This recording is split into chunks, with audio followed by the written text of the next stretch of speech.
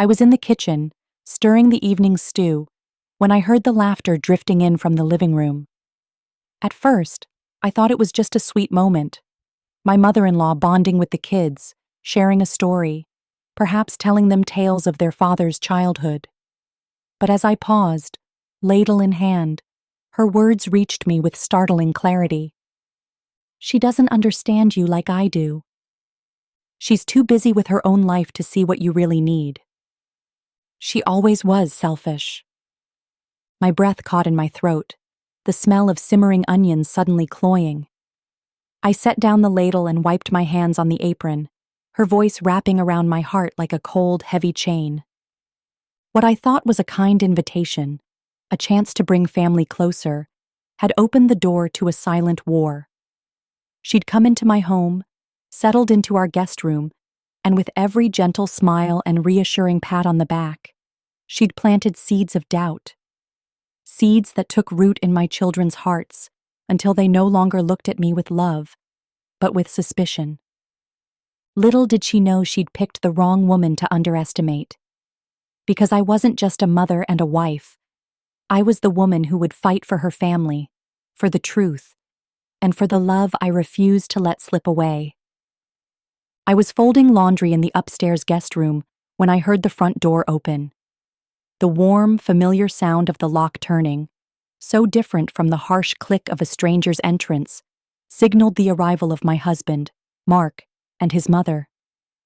I had been preparing for this day for weeks, maybe even months, ever since Mark mentioned that his mother's health had been declining, and she needed a place to stay while she recovered.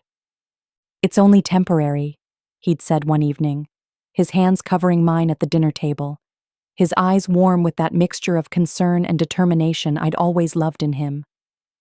"She'll stay until she's back on her feet." Of course I had agreed. How could I not? She was family. And in this family, we took care of our own. So I had scrubbed the guest bathroom until it gleamed, ironed the guest room curtains so they hung perfectly straight, even arranged a small bouquet of fresh flowers on the nightstand. I wanted her to feel welcome, truly welcome, not just tolerated or accommodated, but wanted. When they came in, Mark's arm was looped protectively around his mother's shoulders. She looked smaller than I remembered, her hair thinner, her movements slower. She was wearing the same pale lavender cardigan she'd worn to our wedding, and for a moment, a wave of tenderness washed over me. "Welcome home," I said, stepping forward to embrace her. I meant it too. Every word. She stiffened slightly in my arms before patting my back twice, a mechanical gesture that reminded me of a distant relative rather than a mother-in-law. But I brushed the thought aside. She had always been a reserved woman, one of those stoic New England types who believed that politeness was the highest form of affection. "Thank you, dear," she said, her voice soft, but carrying that familiar edge of formality. "You've done so much." "It's nothing," I replied with a smile. "We're just happy to have you here." Mark beamed at me over her shoulder, his eyes shining with gratitude. "I'll get her things from the car," he said, already heading back out the door. Left alone, I guided her through the hallway, pointing out where things were: the linen closet, the bathroom, the little reading nook by the window.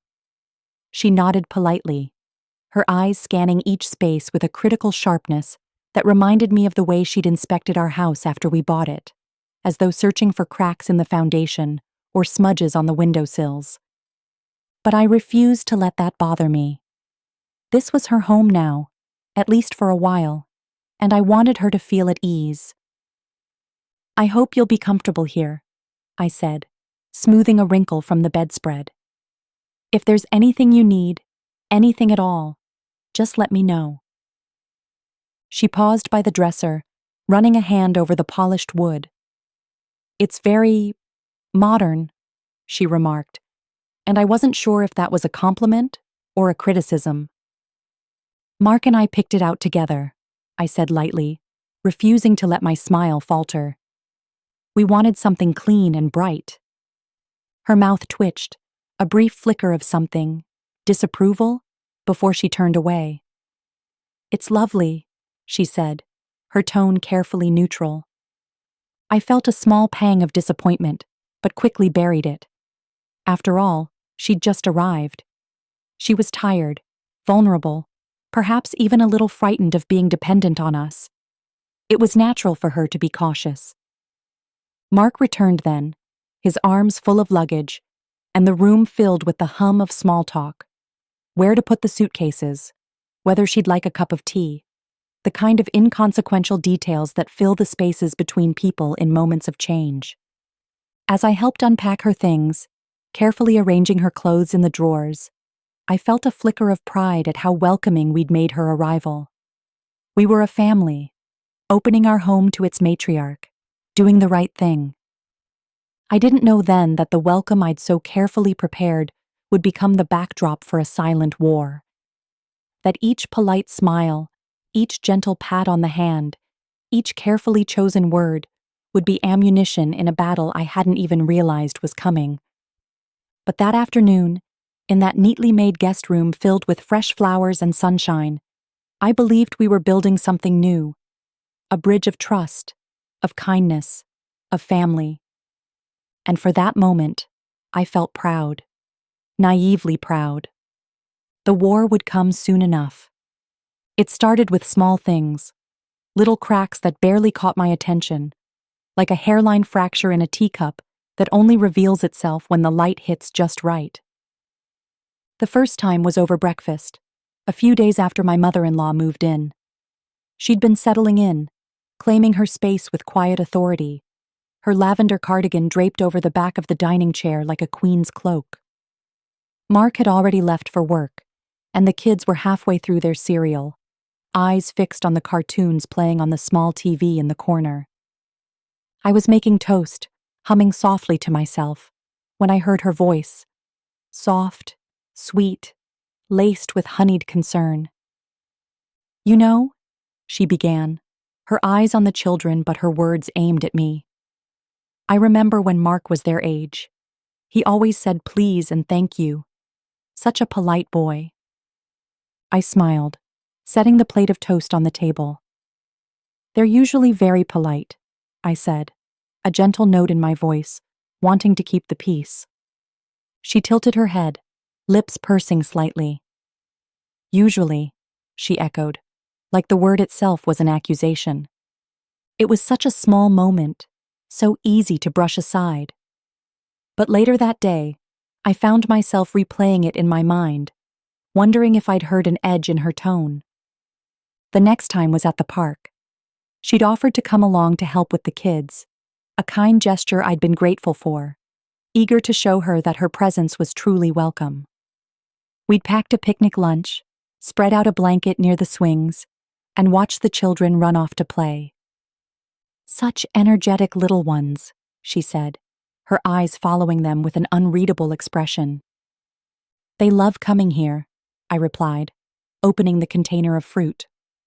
She sighed, folding her hands in her lap. "Of course, though I do worry about how much screen time they get these days." I paused, a strawberry halfway to my mouth. "We limit it," I said, a touch defensive. "They're allowed an hour after homework." She nodded slowly, her lips pressed into a thin line. "I suppose that's one way of doing things," she said. "One way of doing things." The words rattled around my head all evening like marbles in a jar. Then came the incident with the bedtime story. I'd been reading to Emma, our youngest, from her favorite book, a silly, colorful story about a princess and her magical cat. Emma loved it, the way the princess found strength in kindness and courage, the way the cat always found its way home. I'd just finished the last page when my mother-in-law appeared at the doorway, arms folded, her expression tight. "That's not a proper story," she said, her voice low but firm. "When Mark was little, I always read him the classics, stories with morals. That's how children learn right from wrong." Emma blinked at me, confusion clouding her bright eyes. "It's just for fun," I said gently, trying to keep my tone light. Emma loves this one. Fun is fine, she said, though her tone suggested otherwise. But children need structure, discipline, not just fluff. That night, after tucking Emma into bed, I found myself staring at the ceiling, the shadows from the street lamp slicing across the walls like stripes on a cage. Structure, discipline. Had I been too lenient? Too soft? I shook my head, banishing the thought. I was a good mother. I knew that. But doubt had begun to trickle in, like a slow leak under a locked door. A week later, a small package appeared on the kitchen counter, wrapped neatly in silver paper with a lavender bow, her signature color.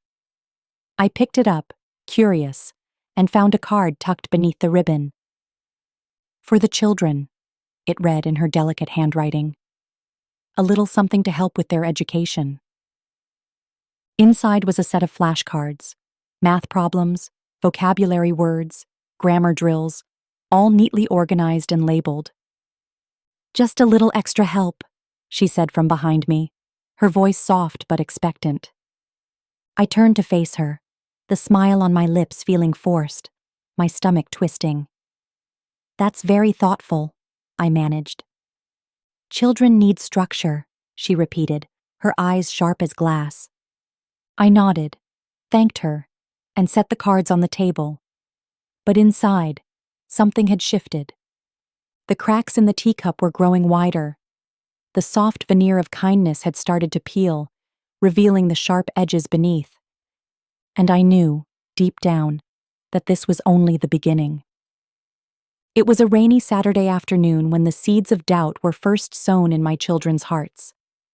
I remember it vividly, the kind of day that makes the house feel smaller, the walls pressing in with a hush that amplifies every footstep, every whispered conversation.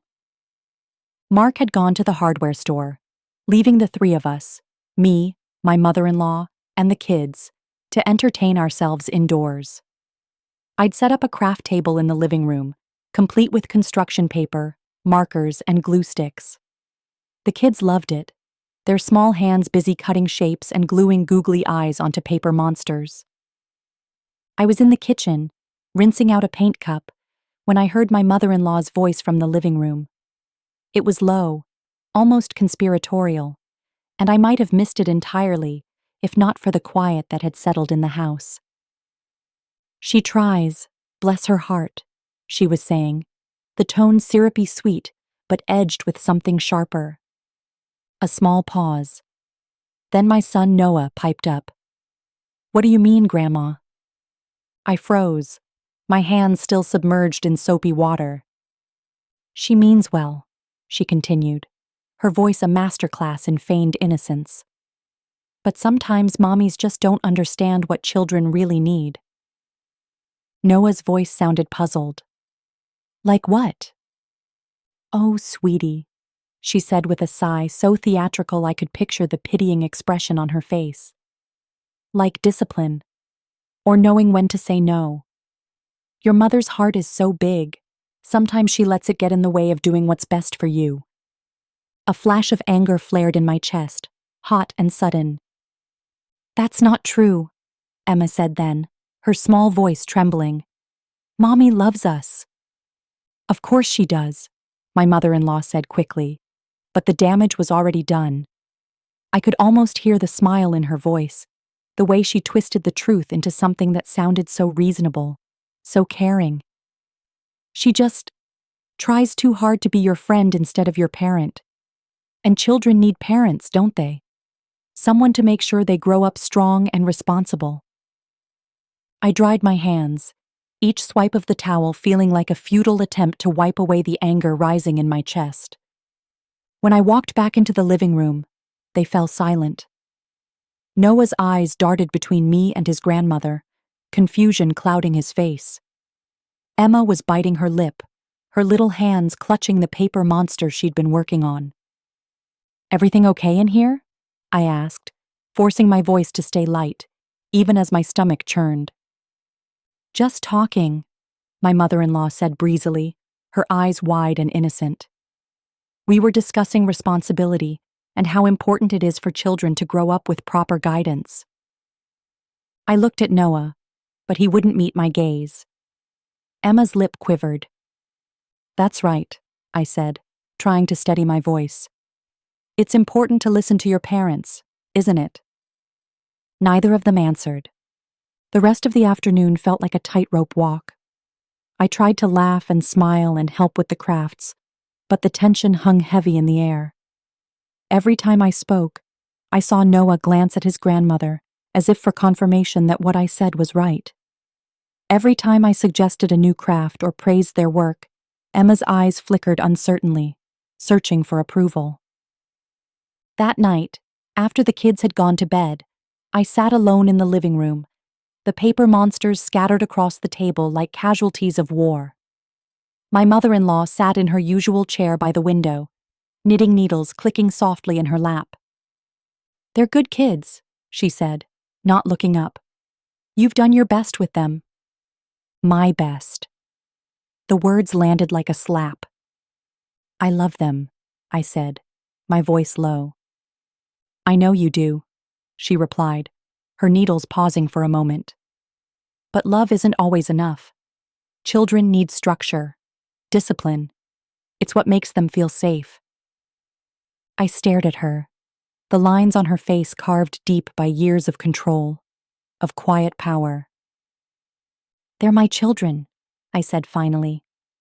She looked up then, her eyes steady and unflinching. "Of course they are," she said. "But don't you want what's best for them?" The seeds had been planted. I could see it in the way Noah had looked at her that afternoon, the way Emma's hands had trembled.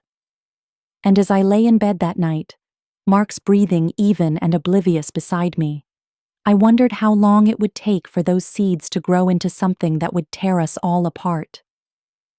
It was a Sunday morning like any other, a quiet hush over the house, sunlight streaming through the kitchen window, casting golden stripes across the table.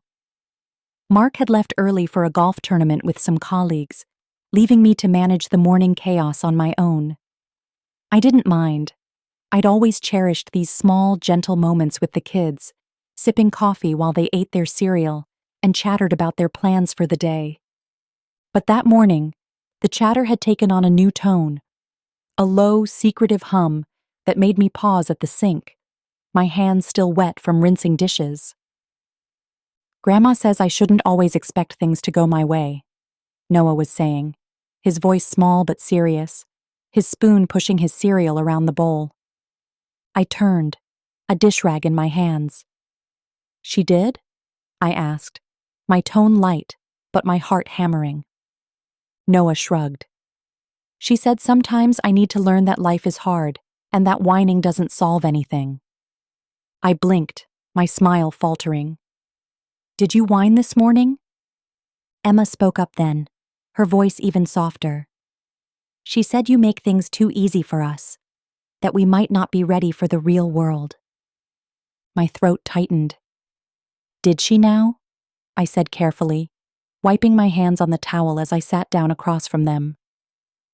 Noah wouldn't meet my eyes, his focus fixed on the table.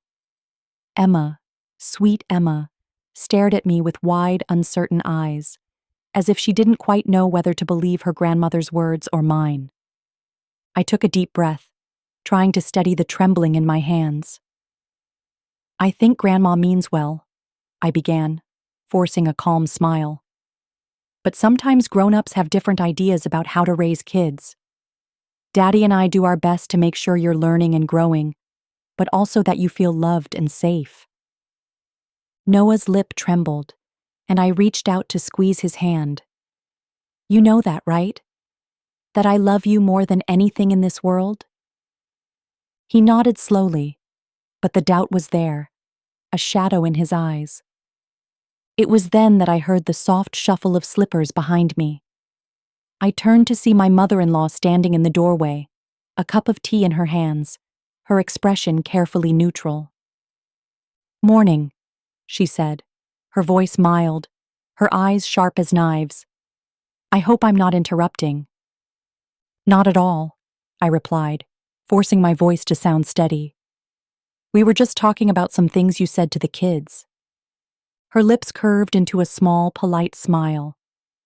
Ah, well, I was just sharing some wisdom from experience. Sometimes children need to hear hard truths, even if they don't like them.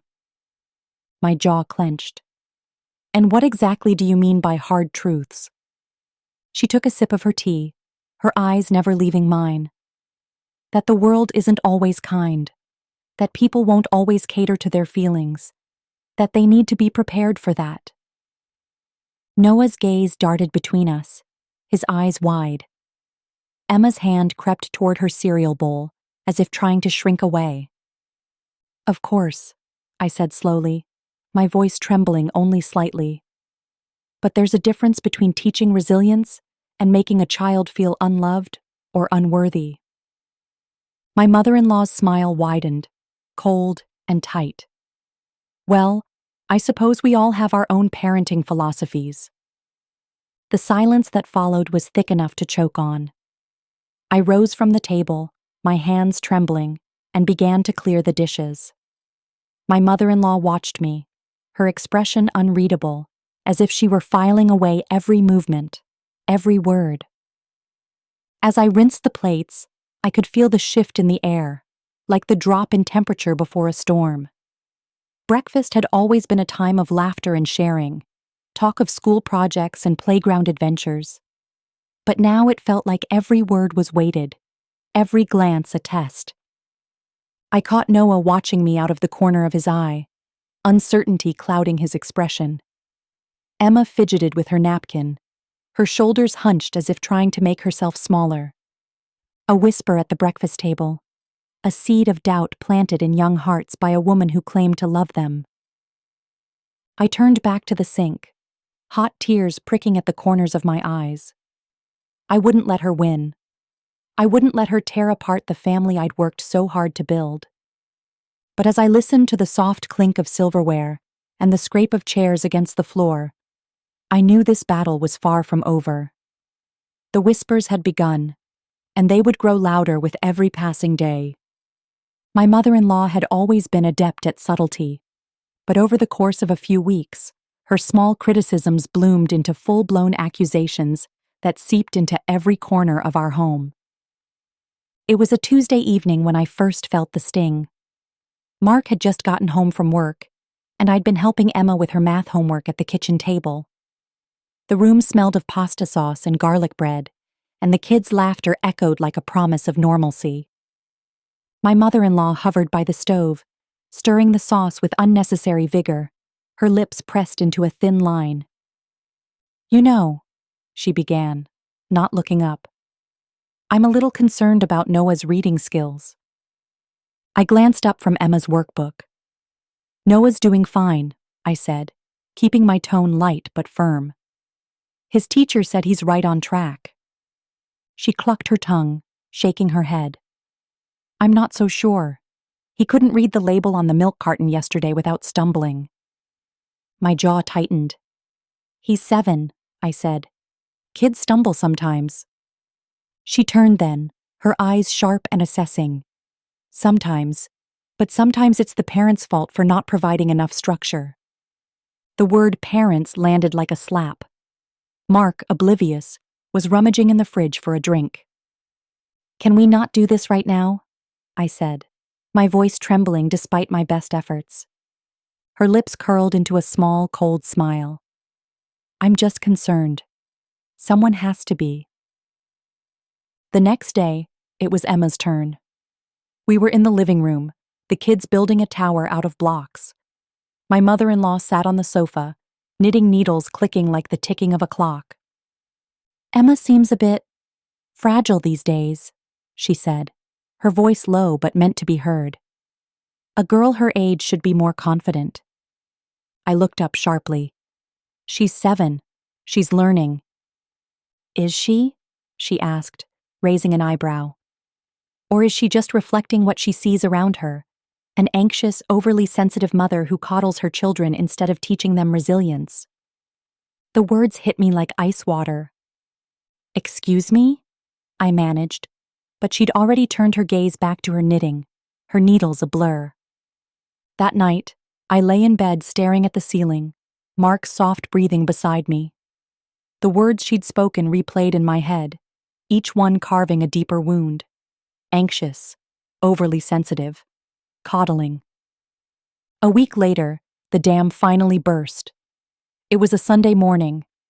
The kids were in the backyard, playing on the swing set Mark had built last summer. I was in the kitchen packing lunches for the week when she walked in, her cardigan draped over her shoulders like armor. "I need to talk to you," she said, her tone clipped. I turned, wiping my hands on a dish towel. "What is it?" She took a breath, as if preparing for a performance. "I've been talking to the kids, and it's clear they're not getting the discipline and guidance they need."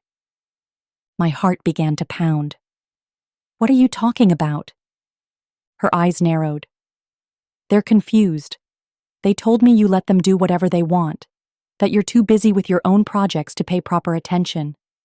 Noah said he's afraid to ask you for help because you get so emotional." My hands went cold. "That's not true," I said, my voice shaking. She crossed her arms, the picture of righteous indignation. "It's what they told me, and I believe them. I've seen the way you baby them, the way you let them walk all over you." I felt like I'd been punched in the gut. "I love my children," I whispered. "I do everything I can for them." She leaned in, her voice low and deadly. "Love isn't always enough, dear. Sometimes love blinds us to our own shortcomings." The words hung between us like smoke. Later that evening, after Mark came home and the kids were in bed, I tried to talk to him about what she'd said. He listened, his brow furrowed, but I could see the uncertainty in his eyes, the way doubt had begun to take root. "She means well," he said finally, his voice tired. "She's just trying to help." But I knew better. The well had been poisoned, and its bitter water had already begun to seep into every part of our lives. It was a rainy Thursday afternoon when I first saw the full extent of my mother-in-law's performance. The sky had been heavy with clouds all morning, and the steady drizzle made everything feel gray and lifeless. Mark had left for work early, promising to be home in time for dinner. I'd spent the morning catching up on laundry, the rhythmic hum of the washing machine, a small comfort in the otherwise tense house. I was folding towels in the hallway when I heard her voice drifting from the living room. It was low and soft, the kind of tone she reserved for particularly delicate manipulations. I paused, the towel half folded in my hands. "Just feel so unappreciated sometimes," she was saying, her voice trembling with expertly applied vulnerability. I stepped closer, careful not to make a sound. From my vantage point, I could see her perched on the edge of the sofa, one hand pressed to her chest, like some tragic heroine from a Victorian novel. Noah and Emma sat cross-legged on the floor, their small faces turned up to her with wide, sympathetic eyes. "Grandma," Emma said, her voice small, "are you sad?" My mother-in-law gave a long, dramatic sigh. "Oh, sweet pea, sometimes it's hard being in someone else's home. I try so hard to be helpful, but—" She trailed off, dabbing at imaginary tears. "Sometimes I feel like a burden." Noah's brow furrowed. "Mommy doesn't think you're a burden," he said quickly, his voice tinged with anxiety. She sighed again, even deeper this time, a performance worthy of an Oscar. "I know she tries," she said, her tone filled with weary resignation. "But it's hard for her. I'm just trying to help." Something in me snapped then, the towel slipping from my hands. I stepped into the living room, my heart hammering in my chest. "Is everything okay in here?" I asked, forcing a calm smile. She looked up at me, her eyes bright with unshed tears. "Oh, I'm fine," she said, her voice quivering just enough to make the children's eyes fill with worry. I was just telling the kids how I sometimes feel like I'm imposing. Emma scrambled to her feet and ran to me, hugging my waist. Mommy, Grandma's sad, she said, her voice trembling. I knelt down and hugged her tightly. Grandma's going to be fine, I said softly, glancing over at the woman who sat so composed, like a queen on her throne. We're all trying our best to make her feel at home. My mother-in-law sniffled delicately. Of course, dear. I didn't mean to upset anyone. It's just hard to be in someone else's house at my age, to feel so unimportant. I bit the inside of my cheek so hard I tasted blood. Later that evening, after dinner, Mark pulled me aside, his brow furrowed. Mom told me she feels like she's in the way, he said. Like maybe she's not wanted here. I blinked at him, my hands still damp from washing dishes. She's twisting things, Mark, I said, my voice low. She wants the kids to see me as the villain, and it's working. He frowned, clearly torn. I'm not saying you're wrong, he said slowly. But can you blame her for feeling out of place? This is our house. She's trying to help. Help? I spat the word out before I could stop myself. By telling our kids I'm failing them? By making me the bad guy every chance she gets? Mark's face fell, and he shook his head. She's just sensitive. You know how she is. Sensitive. That word burned like acid in my chest. Sensitive was what she wanted everyone to see. An old woman, frail and sweet, who only wanted to help, but was met with cold resistance. In the days that followed, the seeds she'd planted began to sprout. The kids watched me differently now, their eyes filled with questions. Why are you so busy all the time, Mommy? Emma asked one afternoon. Grandma said you used to play with her when she was little. Noah, too, seemed quieter, less quick to smile. I'd find him staring at me sometimes, as if trying to reconcile the loving mother he'd always known with the version of me my mother-in-law so expertly described. She'd wrapped herself in a cloak of victimhood, and with every tremble of her voice, every sigh of resignation, she pulled them closer, while I stood there, alone, cold, and accused, watching my children slip away from me. One evening, dinner had been the usual chaos. Noah refusing to eat his vegetables, Emma giggling over a joke she'd heard at school. Mark was late from work, leaving me to manage the table alone. But something was different this time. A subtle, almost imperceptible shift had settled in the air like a fog, making everything feel just a little too quiet.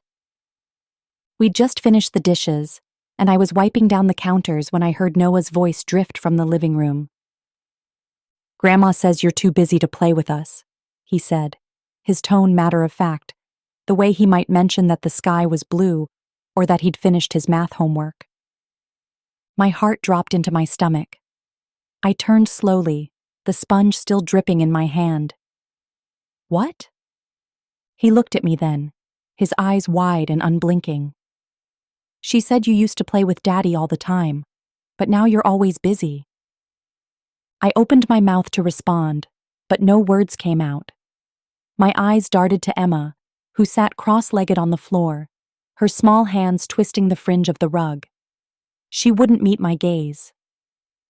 Emma, I said gently, crouching down to her level. Is that what you think too? She shrugged, her shoulders small and fragile. Grandma says you don't have time for us. The sponge fell from my hand, landing with a soft splat on the tile. I'd known, deep down, that her whispers would reach them eventually, but nothing could have prepared me for the way their eyes looked at me now. Uncertain, questioning, as if I were a stranger who'd wandered into their lives. Tears pricked the corners of my eyes, but I blinked them back. You know that's not true, I said, my voice trembling. I love you both more than anything. I would do anything for you. Noah frowned, His lips pressed together in a line that reminded me so much of Mark it hurt. "But you're always working, or cleaning, or talking on the phone," he said. "Grandma always has time for us." I reached for him, but he pulled away, his small body stiff with a new kind of resistance. A wall I hadn't known existed had suddenly grown between us, solid and cold. I stood then, feeling like the ground had shifted beneath my feet. My mother-in-law appeared in the doorway, her expression carefully composed, her eyes glistening with just the right amount of concern. "Is everything all right?" she asked, her voice dripping with manufactured sweetness. I turned to face her, my hands trembling at my sides. "What did you say to them?" I demanded, my voice low but sharp. She blinked, her eyebrows arching in mock surprise. "I only told them the truth," she said softly. "Children need to know when their parents are too busy for them. It's for their own good." The words sliced through me like a blade. "For their own good," I repeated, my voice shaking. "How dare you undermine me in my own home?" She sighed then, a practiced sigh that spoke of long-suffering patience. "I'm only trying to help," she said, turning to Noah and Emma. "I'm sorry, dears. I didn't mean to upset your mother. I only wanted you to understand how important it is to spend time with family." Noah's eyes darted between us, confusion clouding his sweet face. Emma clutched her stuffed bunny to her chest, her eyes wide with fear. "Go upstairs, please," I said, my voice barely steady. "Mommy and Grandma need to talk." They went without a word, their small footsteps echoing down the hall like a funeral march. When they were gone, I turned to her, the fury boiling inside me threatening to spill over. "You've poisoned them against me," I said, my voice a hoarse whisper. "How could you?" She raised her chin, her eyes cold and unyielding. "I've done nothing but love them," she said. "If they've started to see the truth, perhaps it's because it was always there, waiting to be seen." The rage and heartbreak tangled inside me, and I couldn't find the words to fight her. As I stood there in the dim kitchen, the realization settled over me like a shroud. I was losing my children, one whispered word at a time. The worst thing about gaslighting is that it makes you question the very ground beneath your feet. It's a slow drip of doubt that seeps into every crack in your foundation until you're not sure whether you're standing on solid ground or quicksand.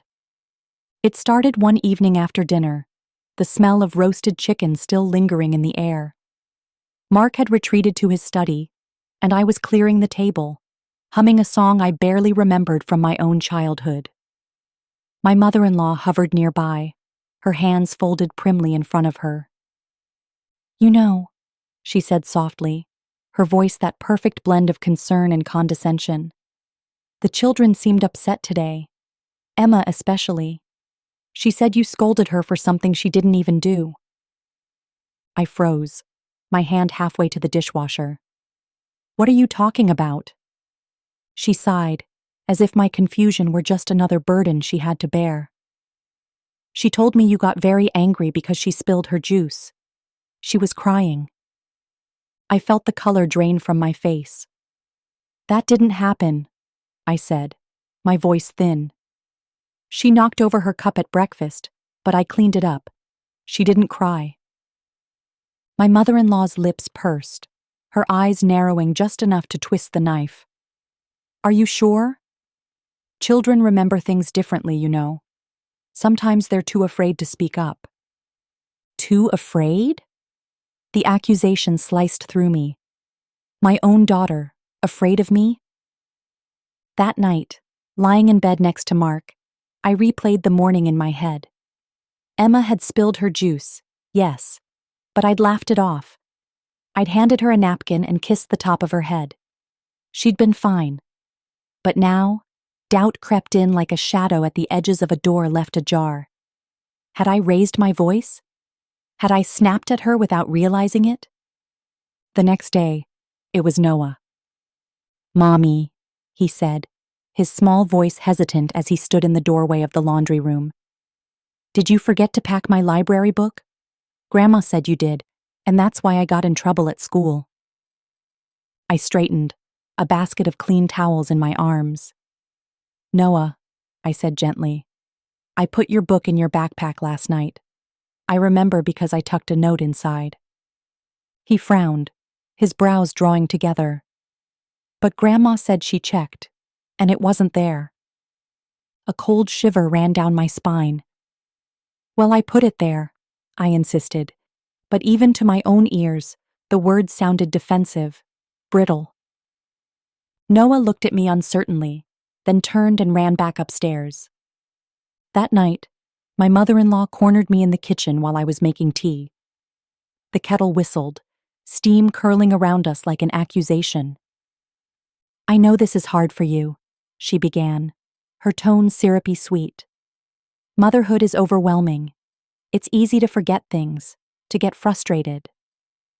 I didn't forget his book, I snapped, my voice sharper than I'd intended. I packed it myself. She tilted her head, her eyes wide with feigned sympathy. Of course you believe that, she said softly. Memory can be so unreliable, especially when you're under stress. My hands shook as I poured the tea, the liquid sloshing over the rim. Memory can be unreliable, especially when you're under stress. The words wrapped around my mind like vines, twisting and turning until I wasn't sure where the truth ended and her lies began. That night, I sat alone at the kitchen table long after Mark had gone to bed. The house was silent except for the ticking of the clock on the wall. I stared at the notepad where I'd written tomorrow's to-do list, each item suddenly suspect. Had I really done the things I thought I'd done? Or had I just imagined them? In the weeks that followed, her manipulations continued, each one more subtle than the last. A comment about the kids' bruised knees that implied neglect. A passing remark about the state of the laundry that suggested laziness. A sigh over a half-empty pantry that whispered of incompetence.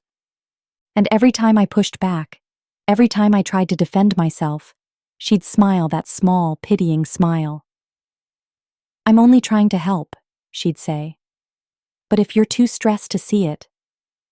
I began to wonder if I really was the mother she claimed I was. In the darkness of my doubt, she planted her seeds of control, and I, desperate for air, began to wonder if the problem was me all along. The night it all came to a head started like any other. I was sitting at the kitchen table, my fingers tracing circles in the condensation on my glass of water. The kids were asleep upstairs, Emma's nightlight casting soft shadows on her walls, Noah's collection of stuffed animals lined up like a silent army. Mark stood by the stove, arms folded across his chest, eyes shadowed by the overhead light. I'd been waiting for this conversation all evening, the one I'd been rehearsing in my mind for days. Mark, I began, my voice trembling despite my efforts to sound steady. We need to talk about your mother. He shifted, his shoulders tightening. What about her? I let out a breath I hadn't realized I was holding. She's undermining me. She's telling the kids things that aren't true, making them question me, question my love for them.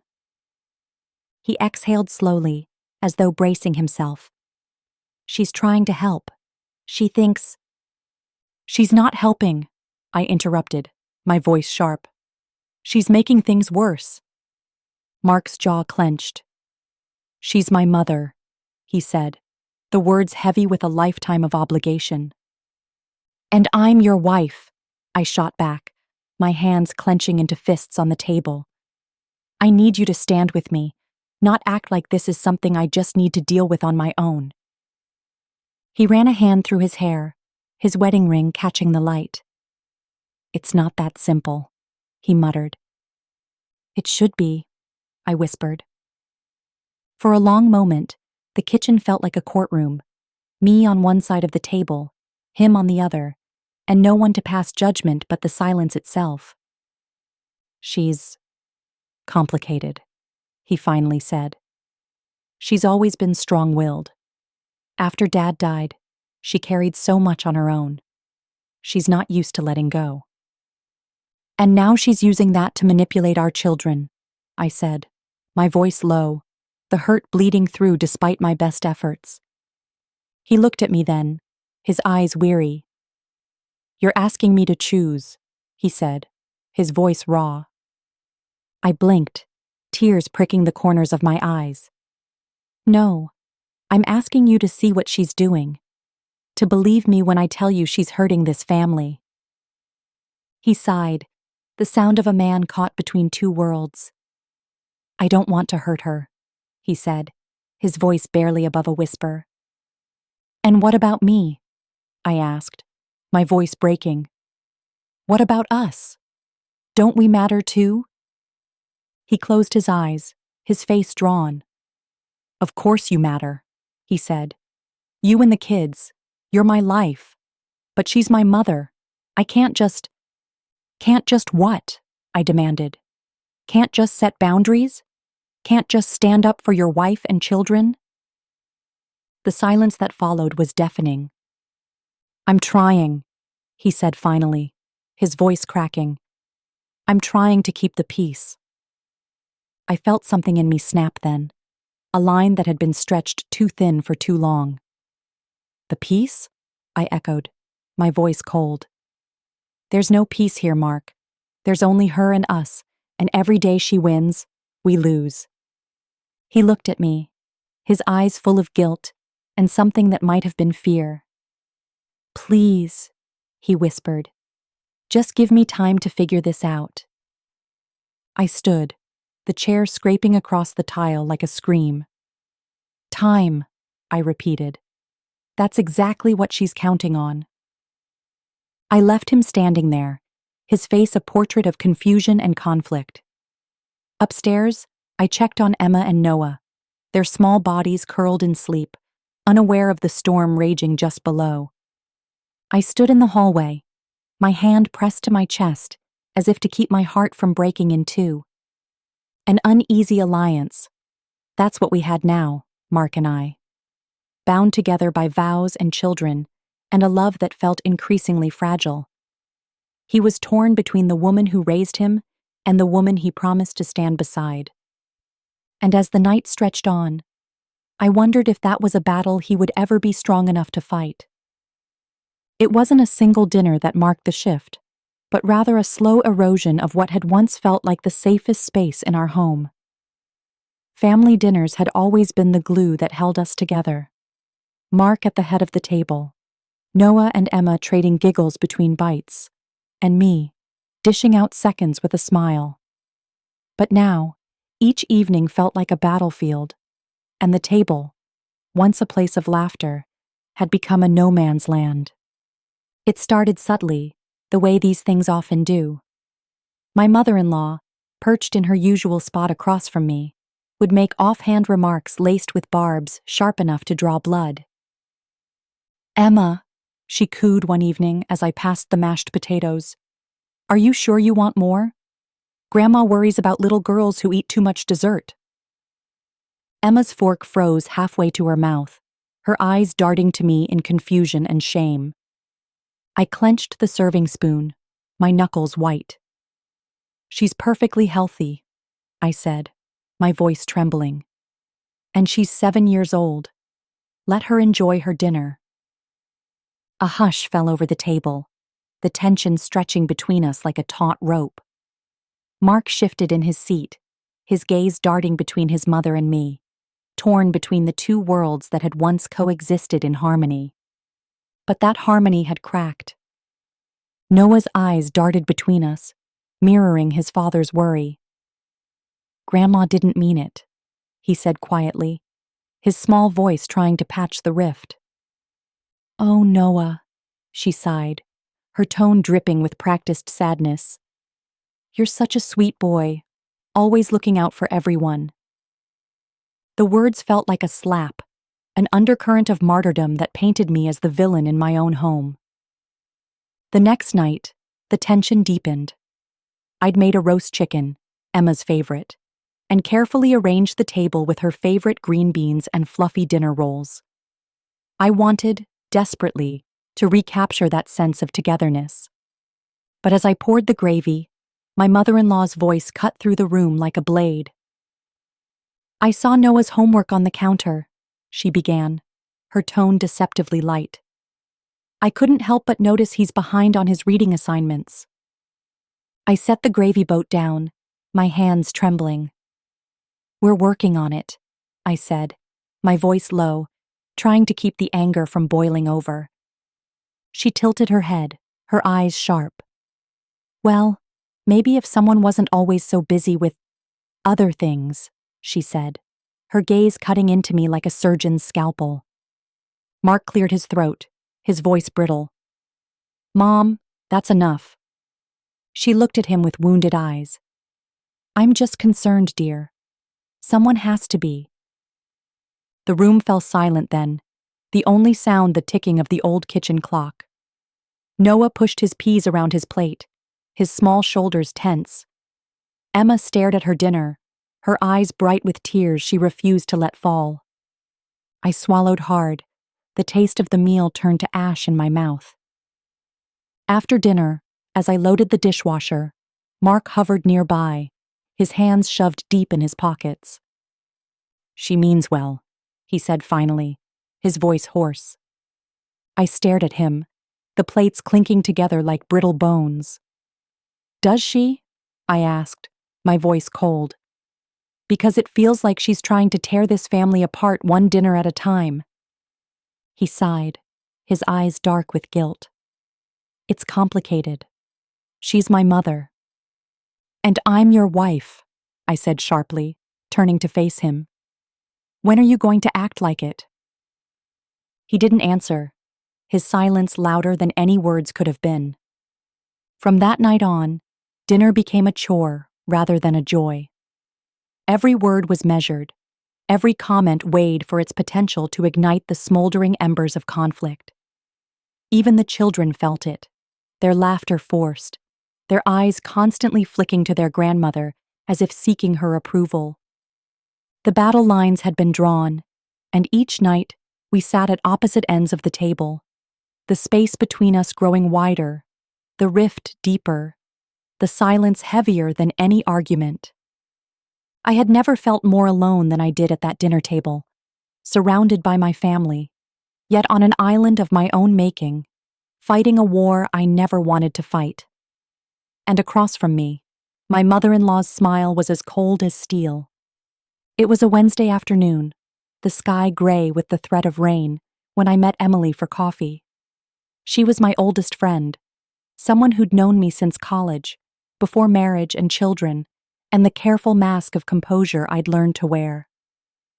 We'd drifted in and out of each other's lives over the years, but she'd always been the one person I could call when the walls felt like they were closing in. We met at a little cafe tucked between the florist and the dry cleaners, a place that smelled of cinnamon and freshly baked bread. I arrived first, choosing a small table by the window, hoping the familiar space would steady my frayed nerves. Emily breezed in a few minutes later, a gust of fresh air in jeans and a soft blue sweater. She gave me a quick, fierce hug that smelled of lavender and soap, then pulled back to study my face. "You look tired," she said, her brow creasing. "Like you've been carrying the world on your shoulders." I managed a weak smile, stirring my coffee. "It's been a lot." She waited, patient as always, her eyes kind and knowing. I took a deep breath and told her everything. How my mother-in-law had moved in, how she'd slowly but surely planted seeds of doubt in my children's minds, how Mark had tried to walk the tightrope between his mother and me, but had mostly ended up dangling. Emily listened without interruption, her coffee growing cold in her hands. When I finally fell silent, she leaned back in her chair, her expression thoughtful. "You're describing gaslighting," she said softly. I blinked at her. "What?" "Gaslighting," she repeated. "It's when someone manipulates you into doubting your own reality. makes you question your memory, your sanity, your worth. It's a slow, deliberate erosion of your confidence. The word hit me like a slap. Gaslighting. I'd read about it, heard about it in late-night talk shows and magazine articles. But I'd never thought it could happen in my own home. "She's your mother-in-law," Emily continued, her voice steady. "But that doesn't mean she gets to undermine you in your own house." I shook my head, my hands trembling around my coffee cup. "She's so subtle, Em. She never raises her voice. She says she's only trying to help. And Mark, he's caught in the middle." Emily's eyes hardened. "That's how it works. She's got everyone convinced she's the victim. Meanwhile, she's the one pulling the strings." Tears pricked at the corners of my eyes. I just wanted her to feel welcome. I wanted the kids to know family is important. But now, my voice cracked. Now they look at me like I'm the outsider. She reached across the table and took my hand, her grip warm and solid. "You are their mother. Don't ever forget that. You've given them everything. You've been there for every scraped knee, every bedtime story, every tear." She's trying to rewrite that narrative, but she can't erase the truth. I swallowed hard, her words both a balm and a sword. "What am I supposed to do?" "Start by setting boundaries," she said firmly. "She's in your home, but that doesn't mean she gets to dictate how you parent your kids or how you run your household. And Mark?" She paused, choosing her words carefully. "Mark needs to decide whose side he's on." I looked away, ashamed at the bitterness that rose in my chest. "He tries, but he's so afraid of hurting her." Emily's grip tightened. "And what about hurting you? Has he thought about that?" I blinked, tears spilling down my cheeks. "I don't know." She leaned forward, her eyes fierce. "You need to make him see what's happening. Show him the patterns, the way she twists your words, the way she turns the kids against you. He can't stay neutral forever. He has to choose." I nodded slowly, the weight of her words sinking in. "It feels like a war," I whispered. "It is," she said, "and you have every right to fight back." The rain began to fall then, gentle at first, then harder, drumming on the windows like a warning. Emily squeezed my hand one last time. "I'm here for you," she said. "No matter what happens, you are not alone." We paid for our coffee and stepped out into the downpour, the rain soaking our hair and clothes in seconds. But for the first time in weeks, I felt something like clarity settle in my chest. A cold, hard truth that cut through the fog of doubt. That night, back at home, I watched my mother-in-law at the dinner table, her smile sweet and patient, her voice gentle as she offered the kids seconds. I saw the way Noah looked at her, the way Emma clung to every word she said. I saw the way Mark glanced at me, his eyes full of conflict and worry. Emily's words echoed in my head. She's trying to rewrite the narrative. And for the first time, I realized I didn't have to let her. After dinner, I sat down at the kitchen table, the hum of the dishwasher in the background. I pulled out a notebook and started writing. Every time she'd twisted my words, every time she'd undermined my authority, every time Mark had chosen silence instead of standing by me, I would not let her win. The next morning, I kissed the kids goodbye as they headed off to school, their backpacks bouncing. I watched them disappear around the corner, and I knew the fight was just beginning. Emily's voice whispered in my mind, "You have every right to fight back." And I would, because this was my family, my home, my children, and I refused to be a casualty in her carefully constructed war. It was a Thursday, the kind of gray, drizzly day that matched the mood in our house perfectly. I'd spent the morning vacuuming the living room, trying to force some semblance of normalcy into a space that felt more like a stage set than a home. Every time I bent to pick up a toy or straighten a pillow, my mother-in-law's presence loomed over me like a dark cloud, her well-timed sighs and passive-aggressive comments clinging to the walls like cobwebs. I'd reached my limit. The kids were at school, and Mark was at work. It was just the two of us, a silence so thick you could slice it with a knife. She sat in her usual chair by the window, her knitting needles clicking softly, each click a deliberate reminder of her supposed innocence. I stood in the doorway, the vacuum still humming at my side. "We need to talk," I said, my voice trembling with the effort to keep it calm. She didn't look up. "Oh?" she said, her tone as sweet as sugar, though I could feel the venom lurking beneath. "About what, dear?" I turned off the vacuum and set it aside, my hands clenched into fists. "About what you've been doing. About how you've turned this house into a battlefield." Her knitting needles paused mid-stitch. "I don't know what you mean," she said, feigning innocence, though her eyes glinted with satisfaction. "Don't play dumb," I snapped, my voice sharper than I'd intended. "You've been undermining me from the moment you walked through that door. You've whispered lies into my children's ears, turned them against me, made them doubt me. And Mark?" My voice broke. "You've made him doubt me too." She set her knitting aside with exaggerated care and folded her hands in her lap, her expression so serene it made my blood boil. "I think you're being very unfair," she said, her tone dripping with false pity. "I've only tried to help. If you can't handle the truth—" "The truth?" I spat the words at her, my heart pounding so hard I could barely hear myself think. "The truth is, you've been playing a game from the beginning. You've twisted my words, you've played the victim, you've made me look like the bad guy in my own home." Her lips twitched into the smallest of smiles, a smile that made me want to scream. "I'm sorry you feel that way," she said, "but you've always been so sensitive, so defensive." I could barely breathe. The audacity, the arrogance of her. "Don't you dare," I whispered, my voice shaking with rage. "Don't you dare call me sensitive. This is not about my feelings. It's about the way you've manipulated everyone around you." She leaned back in her chair, crossing her arms. "I'm a guest in this house," she said, her tone icy. "I've tried to be supportive, but you've made it very clear you don't want me here." I clenched my jaw. "Supportive? You call telling my children I don't love them enough supportive? You call making me doubt myself supportive? You've done everything you can to tear this family apart.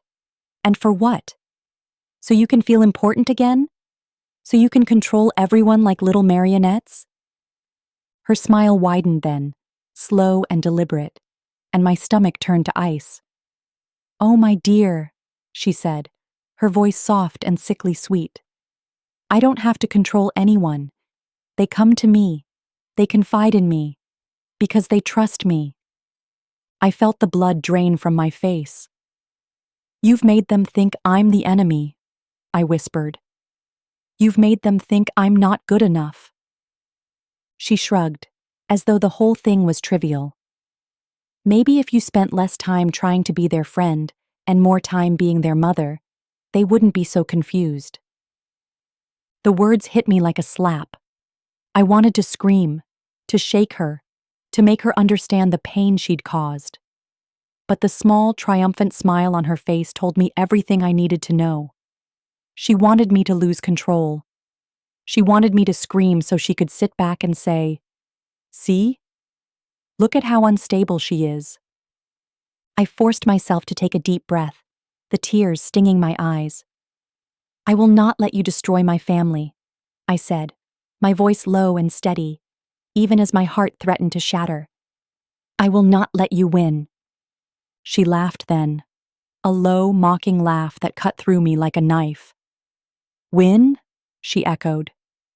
"This isn't a competition, dear. This is about what's best for the children. For Mark." "For Mark?" I repeated, my voice rising despite my best efforts. You've turned him into a man I barely recognize. He doesn't know what to believe anymore because you've poisoned his mind with your lies. She stood then, her posture rigid, her eyes glinting.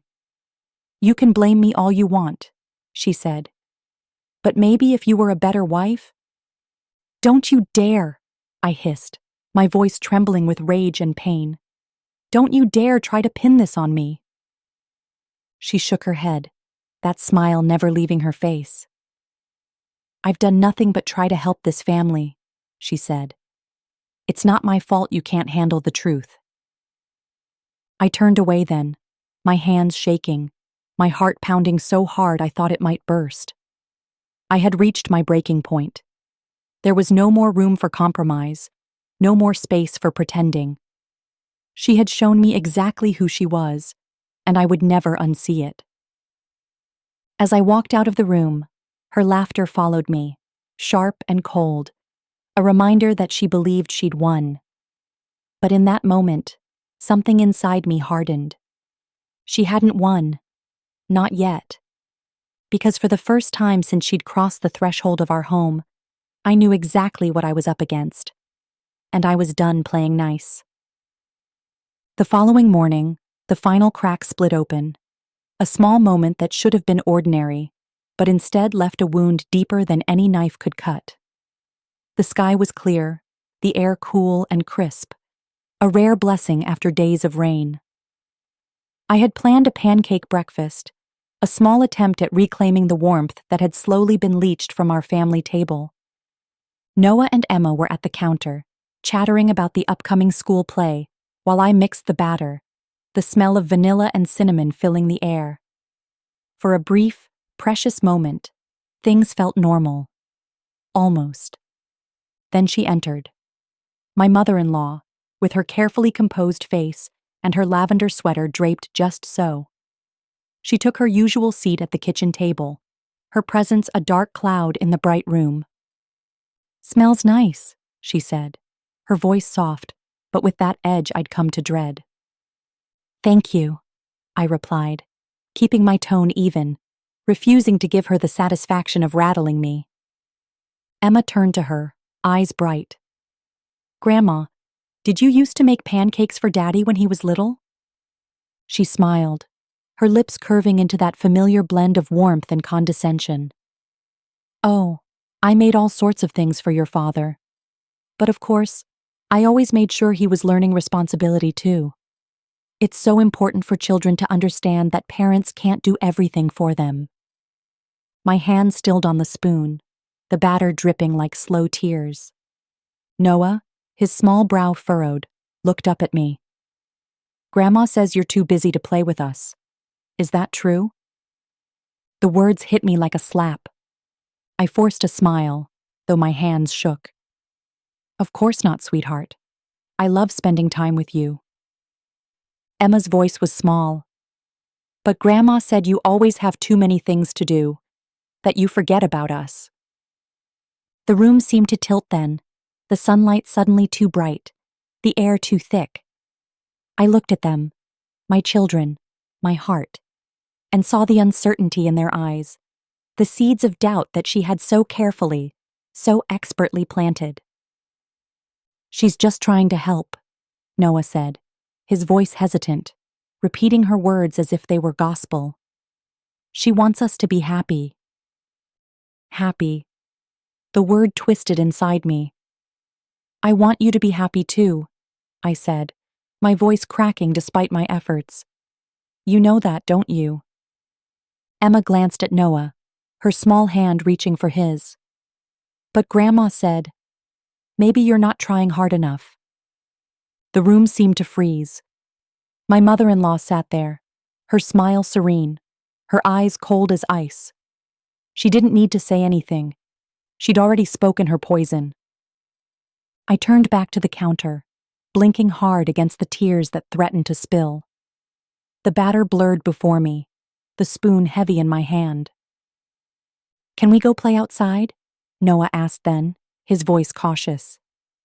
"Of course," I managed. "Go ahead." They ran off, their small feet thudding across the floor, their laughter fading as they disappeared into the yard. I stood there, the kitchen suddenly too big, too empty.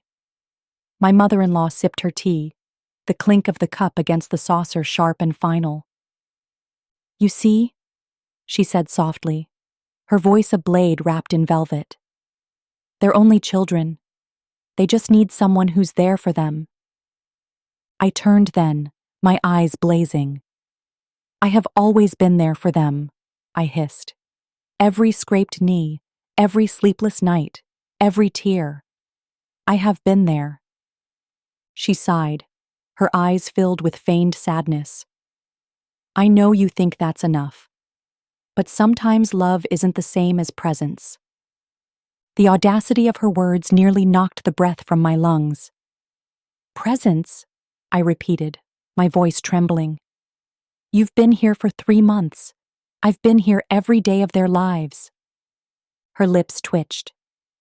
"And yet, they come to me," she said, her voice calm and triumphant. "They trust me." The tears came then, hot and fast, blurring her smug face. I turned away, ashamed of letting her see me break. But I couldn't stop the ache in my chest, the searing pain of betrayal. Because it wasn't her words that cut the deepest. It was Noah's and Emma's, my babies, my heart, parroting her accusations with innocent eyes, not realizing the damage they'd done. I spent the rest of the morning cleaning the kitchen in a haze, scrubbing the counters and wiping the stove, trying to erase her presence, her words. But no amount of soap could wash away the scars. When Mark came home that evening, I tried to tell him what had happened, my voice trembling with the effort to remain calm. He listened, his face a mask of exhaustion and guilt. "They're just kids," he said, his voice quiet. "They don't understand." "But she does," I whispered, the tears spilling over. "She knows exactly what she's doing." He closed his eyes, his hands covering his face. "I don't know what to do," he said, his voice breaking. "She's my mother." "And I'm your wife," I said, the words raw and broken. "I'm the mother of your children, and she's turning them against me." He looked at me then, his eyes haunted. "I know," he said softly. "I know." But knowing wasn't enough. That night, as I tucked Emma into bed, she turned to me, her small hand brushing my cheek. "Mommy," she whispered, her voice filled with uncertainty. "Are you mad at Grandma?" I blinked back tears. "No, sweetheart," I lied, my heart shattering. "I'm not mad. I just love you very much." She smiled then, the innocent smile of a child who believed her world was still safe. "I love you too," she whispered. I kissed her forehead and walked out of the room, my legs heavy, my heart in pieces. In the hallway, I leaned against the wall, the darkness pressing in. The betrayal had come not from a stranger or an enemy, but from the people I loved most, my own children. Innocent words, spoken in trust, turned into weapons by a woman who wore lavender sweaters and smiles like armor. And as I stood there in the darkness, I knew the battle wasn't over. It had only just begun. It was a cold morning. The kids had left for school, and Mark had gone off to work early, leaving me alone in the quiet of the house. I'd barely slept the night before, my mind a tangled web of worry and second-guessing. My mother-in-law's words, Emma's innocent questions, Noah's uncertain eyes, they'd all played on a loop in my head until I thought I'd go mad. I decided to start cleaning, desperate to feel useful, to distract myself from the gnawing sense that everything I'd built was slowly slipping through my fingers. I started in the kitchen, scrubbing the counters and wiping the cabinets until they gleamed. But the feeling of dread wouldn't leave me. It clung to my skin, a weight I couldn't shake. I was about to move on to the living room when I noticed my mother-in-law's lavender sweater draped over the back of the chair at the breakfast table. I picked it up, intending to fold it neatly and set it on her bed. But something made me pause. Something small and rectangular poked from the pocket, its edge just visible beneath the soft wool. Curiosity got the better of me. I reached into the pocket and pulled out a small, leather-bound notebook, her handwriting scrawled across the front in neat cursive, "Thoughts and Observations." A cold shiver ran down my spine. I shouldn't look, I told myself. I should respect her privacy. But the same instinct that had warned me all along that something wasn't right now screamed at me to open it. My hands trembled as I flipped to the first page. The words hit me like a slap. Margaret is clearly overwhelmed. She's not managing the children's schedules well. They're often late for school, and their homework is subpar. Emma seems insecure, probably because of the inconsistent discipline. Noah is confused. He's too attached to his mother's mood swings. Mark needs to see this for himself. My breath caught. I flipped to the next page. Began speaking to Mark about my concerns. He's resistant, but shows signs of agreement when presented with examples of Margaret's failures. Need to keep reinforcing the message gently. She's not coping. Must remain patient. The world spun. My knees gave out, and I sank into the chair, the notebook clutched in my hands. Spoke to Emma again about how her mother is busy and sometimes forgetful. Emma responded with sadness. She wants to help her mother but feels ignored. Perfect opening to suggest that I can be the stable one she needs. Noah easier to influence. He's a sweet boy who trusts me. Must use that. My vision blurred. My heart pounded so hard I could barely hear my own thoughts over its thunderous beat. She'd been planning this. Every word, every sigh, every carefully crafted smile. It had all been part of a plan to paint me as the incompetent, unfit mother. And she'd been using my children, my sweet, innocent children, as pawns in her twisted game. I turned another page, bile rising in my throat. Margaret becoming increasingly emotional. Need to use this to my advantage. Reinforce to Mark that she's unstable, too stressed to care for the children properly. He must see I'm the one holding this family together. Tears blurred the words on the page. I slammed the notebook shut, my hands shaking so violently I nearly dropped it. The room seemed to tilt around me, the walls closing in. She was trying to take my family from me, and she'd been winning. A rage I'd never known rose in me then, a fire that burned away the doubt and fear. I stood, the notebook still clutched in my trembling hands, and turned to find her standing in the doorway, her face a mask of sweet concern. "Margaret," she said, her voice soft as silk. "Are you all right? You look pale." I stared at her, my hands tightening on the notebook. "I found this," I said, my voice low and deadly calm. Her eyes flicked to the notebook and then back to me. For the briefest moment, I saw it, a flicker of cold calculation behind her practiced mask. But then her smile returned, warm and oh so patient. "Oh, that," she said, her voice a soothing balm that suddenly sounded so false it made my skin crawl. "It's just some notes I've been keeping, ideas on how to help the family. You know I only want what's best."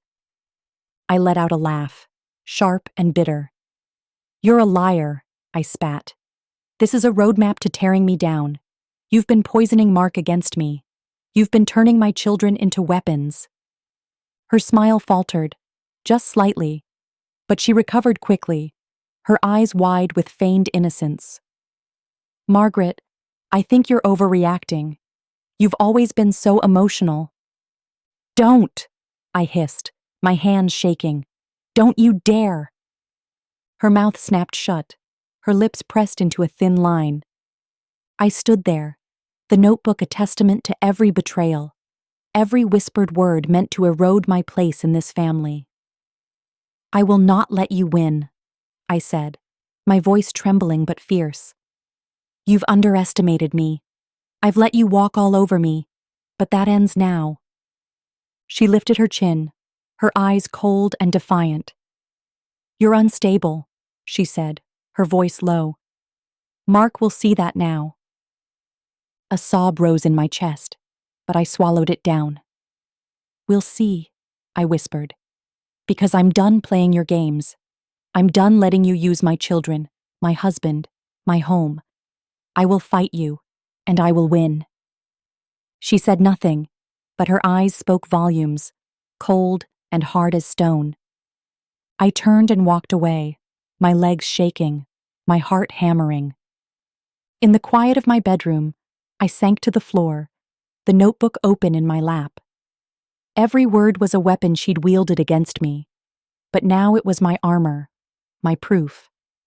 The truth was out, and I would not be silenced. After the day I found her notebook, after the carefully constructed web of lies and manipulations unraveled, I thought things would get easier. I thought the truth would set us free. But I was wrong. The truth was just the beginning.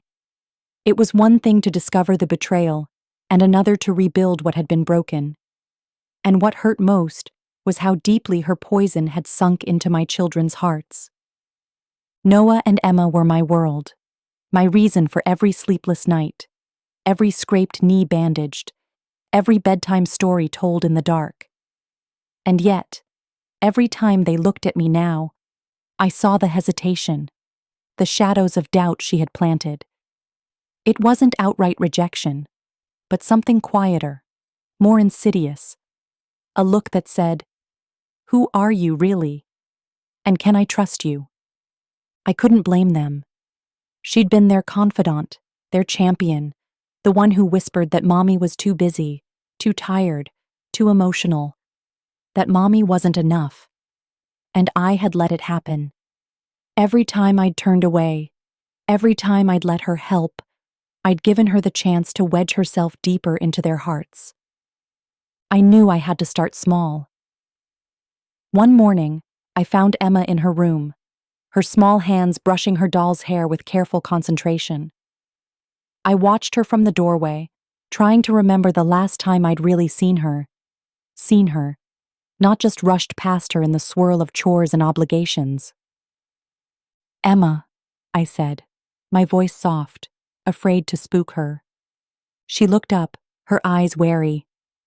"Hi, Mommy." I forced a smile. "Can I help you with her hair?" I asked, gesturing to the doll. She hesitated, her fingers pausing. "Grandma does it better," she said, her voice a whisper. The words stabbed at my heart, but I pushed down the pain. "I know she's really good at it," I said gently. "But I'd love to try, if you want me to."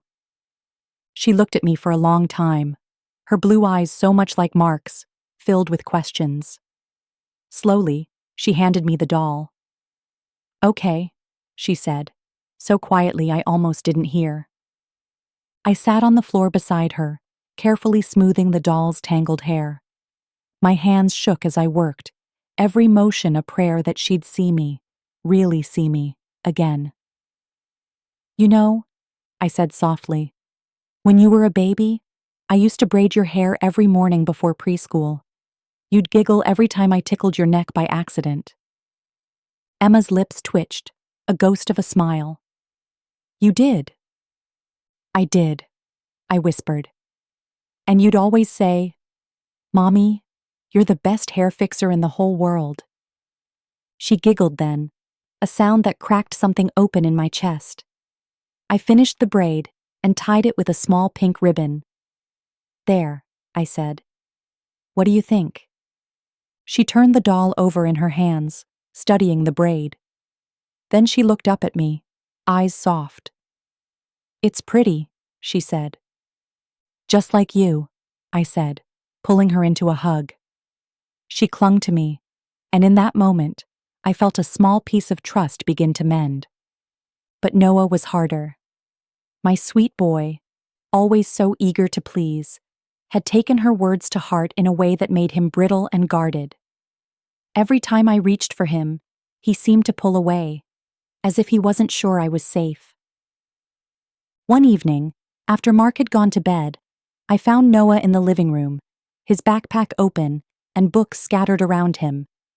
His small brow was furrowed in concentration. I knelt beside him, trying to keep my voice steady. "Hey, buddy," I said. "Homework?" He nodded, not looking at me. "Yeah, Grandma helped me with the math part already." I swallowed the hurt. "That's great," I said. "But if you want, I could check it over, just to make sure it's all right." He hesitated, pencil clutched in his small hand. "Grandma said you're busy," he said finally. "She said you get too tired after work." I closed my eyes, my breath catching. "Noah," I said, my voice trembling. "I always have time for you. Always. I'm sorry if I ever made you feel like I didn't. That wasn't fair to you. Or to me." He looked up at me then, his eyes wet. "But sometimes you do get mad. Like when Emma spilled her juice. Grandma said you yelled." The tears came then, hot and sudden. I pulled him into my arms, holding him tight. "Oh, Noah," I whispered. "I'm so sorry if I scared you. I never wanted to hurt you. Sometimes grown-ups get frustrated, but that doesn't mean I don't love you more than anything in the world. Do you understand?" He clung to me then, his small arms tight around my neck. "I love you too, Mommy," he whispered. I pulled back, brushing his hair from his forehead. "I love you so much," I said. "And I promise I'll always try my best to be the mommy you need, even when I mess up." We sat there for a long time, just holding each other. And in that quiet space, I felt the first fragile threads of trust begin to weave themselves back together. Rebuilding trust wasn't easy. Every day was a new test, a new chance for her words to haunt me, to make me doubt myself. But I refused to let her win. I made time, real time, for my children. We baked cookies, built Lego castles, read stories until the stars came out. And every time they looked at me with even a hint of the old warmth, I felt a piece of myself heal. At night, when Mark came home, I told him about our day, about the small victories and the setbacks. And though he still struggled to find his footing, I could see the relief in his eyes each time I spoke of Noah's laugh or Emma's smile. He wanted to believe in us again. And I wanted to believe in him too. Because trust, once broken, is never easy to repair. But I had to try. For them. For us. For the family I refused to lose. One morning, as the sun rose over our house, Emma slipped her small hand into mine. "Mommy," she whispered, "can we bake muffins like we used to? Just you and me?" I knelt and kissed her cheek, my heart swelling. "Of course, sweetheart," I said, my voice thick with tears. "Just you and me." And in that moment, I knew I was winning. One small step at a time. The moment I found her notebook, those neat little entries dripping with calculated cruelty, I knew I couldn't rely on Mark's loyalty alone. I needed something stronger, something undeniable. Proof. Cold, hard evidence that could slice through her sugary lies and show the truth to everyone who'd been so carefully manipulated by her poison. It wasn't easy. Every time I looked at my children's innocent faces, I felt the weight of what I was about to do. I felt like a traitor in my own home, like I was planning a secret war. But every time I hesitated, her voice would echo in my head. "You've always been so emotional." And I'd remember the notebook, her words carefully designed to destroy me. That memory steeled my resolve. I started small. Every time she made one of her pointed comments at the dinner table, so subtle that only I seemed to catch the barbed hook beneath her smile, I made a note. I'd retreat to my bedroom, pull out a small leather-bound journal, and scribble down her exact words, the date, the time, who was there to hear them. At first, it felt petty, but as the pages filled with her quiet cruelties, Emma's fragility, Noah's confusion, my incompetence, I began to see the pattern. She was systematic, methodical, like a gardener planting seeds of doubt and then watering them with every calculated sigh and gentle correction. The kids didn't stand a chance. And neither did Mark, not without the proof staring him in the face. One evening, after a particularly venomous dinner, I sat alone in the living room with my journal open on my lap. She'd made some offhand remark about Noah's reading level, how he was falling behind because I was too busy with my projects. Noah had shrunk into himself, his eyes darting between us like a trapped animal. Mark had said nothing, only stared at his plate. I'd felt so alone in that moment, so utterly defeated.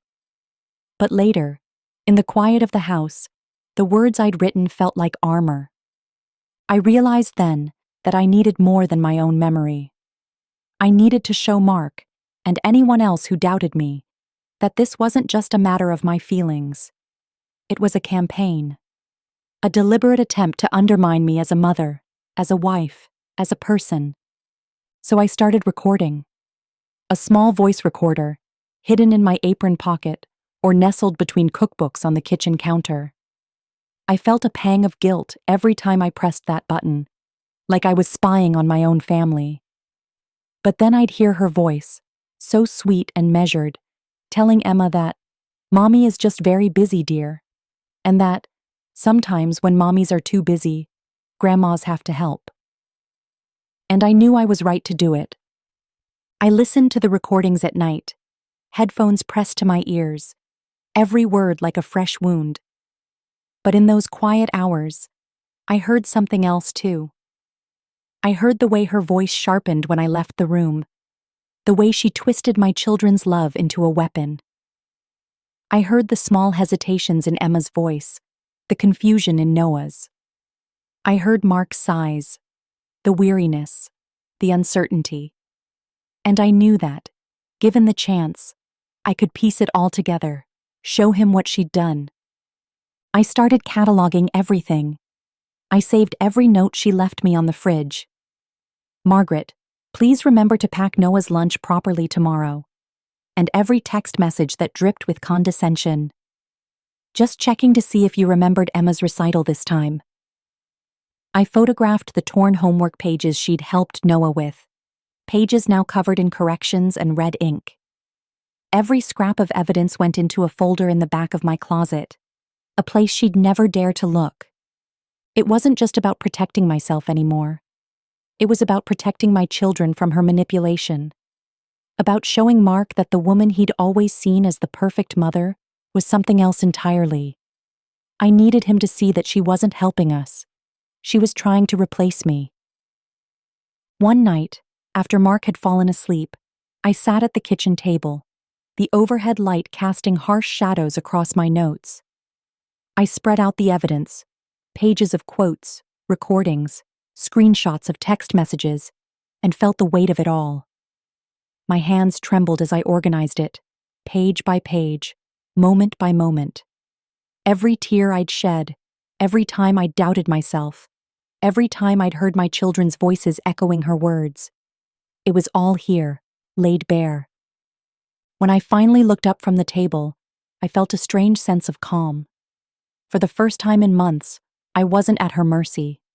I had power. Power she didn't know about. Power she couldn't deny. The next morning, I woke early, the house still quiet. I stood at the stove, making breakfast, the smell of bacon and coffee filling the air. I felt different, stronger. When she entered the kitchen, draped in her lavender sweater and sweet smile, I met her eyes and didn't look away. "Good morning, Margaret," she said, her voice full of practiced innocence. "Good morning," I replied evenly. And in that moment, I realized she had no idea I knew everything. No idea I was armed. No idea I was ready.